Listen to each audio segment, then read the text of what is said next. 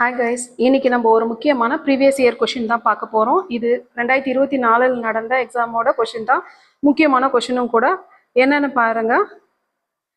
வங்கப்பிரிவினையின் போது ரக்ஷா பந்தன் விழாவை பெருமளவில் மக்கள் பங்கேற்க தொடங்கி வைத்தவர் யார்? வங்கப்பிரிவினின் போது ரக்ஷா பந்தன் விழாவை பெருமளவில் மக்கள் பங்கேற்பை தொடங்கி வைத்தவர் யார்? ஆன்சர் என்னன்னு பார்க்கலாங்களா? ரவீந்திரநாத் தாகூர் தாங்க. ஆக்சுவலாக இந்த வங்கப்பிரிவினைனா என்னன்னு பார்த்தீங்கன்னா, பிரிட்டிஷ் வந்து நம்மளை இந்து முஸ்லீம் வந்து பிரித்து ஆளணும் அப்படின்ற ஒரு நோக்கத்தோட கொண்டு வரப்பட்டது தான் இந்த வங்கப்பிரிவினை. அதாவது 1905 ஏற்பட்டது.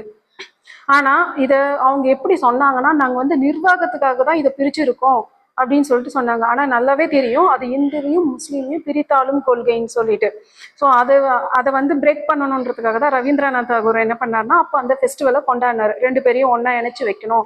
ரக்ஷா பந்தன்னா என்னங்க, அந்த உறவை மேம்படுத்துக்காக அன்னைக்கு கட்டக்கூடிய அந்த ராக்கி கயிறு. ஓகேங்களா? அப்போ இதை கொண்டாடினது யாருன்னு பார்த்தீங்கன்னா ரவீந்திரநாத் தாகூர். எப்போ வங்கப்பிரிவினைன்னு பார்த்தீங்கன்னா 1905.